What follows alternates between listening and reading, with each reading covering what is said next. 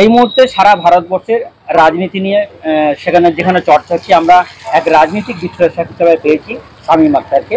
আমরা আলোচনার আগে জানিয়ে রাখি যে ভারতবর্ষ তথা বাংলা এই লোকসভা নির্বাচনে কে কতটা আসন পাবে, এবং আমরা বিগত দিনে এই শামীম ভাইয়ের রাজনৈতিক মানে সমীক্ষা যা চিন্তা ভাবনা করেন দেখি যে বাস্তবে হুবহু অনেকটা মিলে যায়, এরম দাবি করছেন। সেরকম একটা মানুষের সাথে আজকে আমরা জি বাংলা টিভির পক্ষ থেকে আলোচনায় বসেছি। আমরা কথা বলবো যে আপনি বিগত দিনে বহু সমীক্ষা করেছেন, তার ফলও অনেকটা হুবহু মিলেছে। এই লোকসভা নির্বাচনে এই পশ্চিমবাংলায় কটা আসন পেতে পারে, কে কটা পেতে? দেখুন, এই পশ্চিমবাংলার নির্বাচনটা এমন একটা জায়গায় দাঁড়িয়ে আছে, সবচেয়ে বড় জিনিস দুটো দলের মধ্যে লড়াই হচ্ছে। বামেরা লড়াইয়ে আছে, কিন্তু দেখা যাচ্ছে যে মমতা মোদির এত বেশি দুজনের মধ্যে বাকযুদ্ধ চলছে, যেখান থেকে বামেরা কিছুটা ব্যাক ফুটে চলে যাচ্ছে। অর্থাৎ ন্যারেটিভটা তৈরি হয়েছে বিজেপি ভার্সেস তৃণমূল। কিন্তু একটা জিনিস দেখতে হবে, বিজেপি দুটো থেকে শুরু করছে, অর্থাৎ আলিপুরদুয়ার আর দার্জিলিং নিয়ে শুরু করছে। সেখানে তৃণমূল কংগ্রেস কিন্তু 12 থেকে 14টা নিশ্চিন্ত আসন নিয়ে নির্বাচন লড়তে নেমেছে। যেমন ধরুন হাওড়া, শ্রীরামপুর, উলুবেড়িয়া, মথুরাপুর, জয়নগর, দমদম, যাদবপুর, বসিরহাট, একাধিক সিট আছে যেগুলো তৃণমূল কংগ্রেস অনায়াসে জিতেই শুরু করেছে মনে করলেই হয়। যার জন্য আমি তৃণমূল কংগ্রেসকে অনেকটাই এগিয়ে রাখছি। সংগঠনের জোর বা মমতা ব্যানার্জি, অভিষেক ব্যানার্জির একেবারে নির্বাচন শুরুর আগে থেকে লড়াই, বিশেষ করে উত্তরবঙ্গে তৃণমূল গতবারের থেকে 2019-এর চেয়ে অনেক বেটার রেজাল্ট করবে। মমতা বন্দ্যোপাধ্যায় বলছে উত্তরবঙ্গে আগের বারে বিজেপি পেয়েছে, এবারে কিন্তু আমরা পাবো, কোন আশা নিয়ে বলছেন? দেখুন, উত্তরবঙ্গে আমরা বিগত নির্বাচনগুলো দেখেছি। যেমন 2019 সালে নরেন্দ্র মোদীর যে গ্রাফ উঠেছিল সেটা কিন্তু আমরা এই মুহূর্তে দেখতে পাচ্ছি না।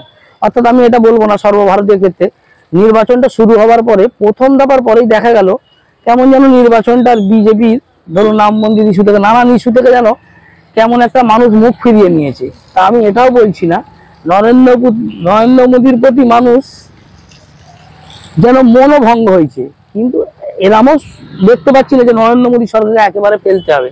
তাই আমার মনে হয় তৃণমূল কংগ্রেস বাংলায় অনেক বেটার রেজাল্ট করবে। এবারে আসন সংখ্যা যদি তোমরা জানতে চাও, আমার মনে হয় তৃণমূল কংগ্রেস যদি স্বাভাবিক রেজাল্ট করে 28 থেকে 30 খান আসন তৃণমূল কংগ্রেস অবশ্যই পাচ্ছে। আবার বামেরা যদি 14-15% ভোট টানতে পারে, তাহলে কিন্তু তৃণমূল কংগ্রেস 2014-এর 34 খান আসনে পৌঁছে যেতে পারে। এই বাংলায় সিপিএম নিশ্চিহ্ন বললেই চলে, কিন্তু এই লোকসভা নির্বাচনে আপনার শ্রীরামপুর লোকসভা, হাওড়া লোকসভা যে দুটো প্রার্থী এবং যাদবপুর লোকসভা, এই প্রার্থীগুলো অত্যন্ত হেভিওয়েট এবং স্ট্রং প্রার্থী। কতটা আশাবাদী কে জিততে পারে এই হাওড়া লোকসভা নির্বাচন? দেখুন, শুধু আপনি যাদবপুর বলছেন, যাদবপুর বা দমদম, ওটাকে মুর্শিদাবাদটাকেও ধরতে পারো, মোহাম্মদ সেলিম আছে। বামেরা লড়াই আছে দুটো সিটে, সেটা হলো এক মুর্শিদাবাদ, দ্বিতীয় দমদম। যেহেতু সুজন চক্রবর্তী আর মোহাম্মদ সেলিমের মতো হেভিওয়েট প্রার্থীর আছে, তাই দমদম বা মুর্শিদাবাদে বামেরা লড়াই আছে, যেখানে বিজেপি তৃতীয় স্থান পেতে পারে। এর বহরমপুর সিট নিয়ে কি বলবো, বহরমপুর সিটে এমন একটা ন্যারেটিভ তৈরি হয়েছে কার্তিক মহারাজকে নিয়ে। তো মুর্শিদাবাদে একটা দুই সম্প্রদায়ের মধ্যে একটা সংঘর্ষ ঘটেছিল। আপনি দমদমটাকে ইস্যু করছেন, যাদবপুর বামেদের ঘাঁটি, কিন্তু যাদবপুর বুদ্ধদেবের আমল থেকে আমরা দেখে আসছি। সেই জায়গাতে আপনি যাদবপুর ছেড়ে দমদম কেন গেলেন? না, আমি যাদবপুর ছেড়ে দমদমে যাওয়ার কারণ আছে, যাদবপুরে যে একটা বিধানসভা আছে ভাঙড়, যেখানে বিরোধীরা অনেকটা শক্তিশালী, বা সেখানে নওশাদ সিদ্দিকী ভাঙড়ের এমএলএ। কিন্তু তার মাথায় রাখতে হবে, নওশাদ সিদ্দিকী জোটের সঙ্গ হয়ে বামেদের কিছুটা ভোট, নওশাদ সিদ্দিকী অনেকটা ভোট নিয়ে গিয়ে নওশাদ সিদ্দিকী কিন্তু আলাদা হয়ে গেছে, যার জন্য বামেরা আরো বিপাকে পড়েছে যাদবপুরে আমি বামেদের কোনো আশা দেখতে পাচ্ছি না। দমদম বা মুর্শিদাবাদে একটা ফাইটে আছে বামেরা। এই হাওড়া লোকসভা নিয়ে কি হতে পারে? কোনো প্রশ্নই ওঠে না, যেখানে মমতা ব্যানার্জি নবান্নে বসে আছে, হাওড়া হারার কোনো প্রশ্নই ওঠে না। তৃণমূল কংগ্রেসের দাবি যে হাওড়া তৃণমূলের শক্ত ঘাঁটি।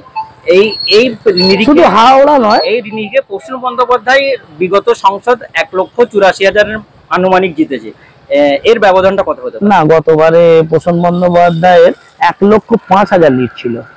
2019-এ প্রসন্ন বন্দ্যোপাধ্যায় রন্তিদেব সেনগুপ্তকে হারিয়েছিল 1,05,000 ভোটে। তো আমরা আশা করছি লিডটা বাড়বে। তার কারণ আমাদের দলের সংগঠন অনেক শক্তিশালী। বাংলা নির্বাচনটা তো হয় না, নির্বাচনটা করিয়ে নিতে হয়। এই হাওড়া বিজেপি পাওয়ার জন্য দেশের প্রধানমন্ত্রী নরেন্দ্র মোদীর মতো হেভিওয়েট নেতাকে নিয়ে এসেছেন, সেখানে দ্বিতীয় স্থানে কারা থাকবে আপনার নিরিখে যদি তৃণমূল কংগ্রেস প্রথম স্থান অধিকার করে? অবশ্যই নরেন্দ্র মোদী এলো আর না এলো কিছুই এসে যায় না তাতে। তার কারণ আপনারা বিগত দুদিন আগেই বা গতকালই দেখেছেন যে নরেন্দ্র মোদী বসিরহাট লোকসভা এড়িয়ে গেল। তার কারণ কি জানেন? বসিরহাটের লোকসভায় হাজিনুল ইসলাম যেহেতু 2.5 থেকে 3 লক্ষ ভোটে, যেটা ব্যাকফায়ার করতে পারবে না। রেখা পাত্র নিশ্চিন্ত হারবে, যার জন্য রেখা পাত্রকে দিয়ে বারাসাতের একটা সভায় কিছু বলিয়ে নেওয়া হলো। তার কারণ নরেন্দ্র মোদী গেলে হারবে বা ওদের দলের কাছেও খবর আছে। আর আমার মনে হয় এই 9টা সিটে একটাও বিরোধীরা পাবে না।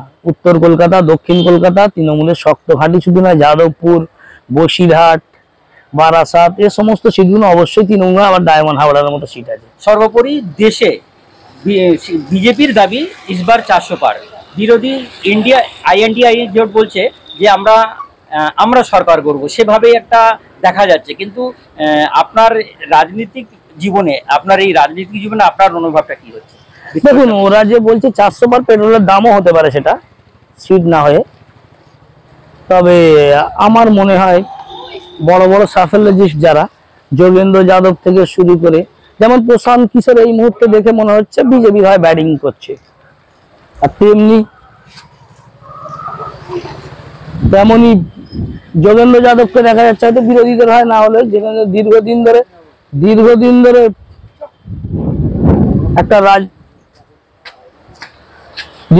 যোগেন্দ্র যাদব একটা এই নির্বাচন নিয়ে গোটা দেশ ঘুরে সমীক্ষা করে। তো এটা সবচেয়ে বড় জিনিস কি জানেন? একটা বড় ম্যাচ খেলতে গেলে বড় প্লেয়ারকে সেই ম্যাচ খেলতে হয়। এই মুহূর্তে গোটা দেশ তাকিয়ে আছে, বিরোধীরা ইন্ডিয়া জোট তাকিয়ে আছে পুরো কংগ্রেসের ওপর। কংগ্রেস যদি 100 ক্রস করতে পারে, 100 বা 110 আসন আনতে পারে, তাহলে কিন্তু ইন্ডিয়া জোট সরকারে আসছে।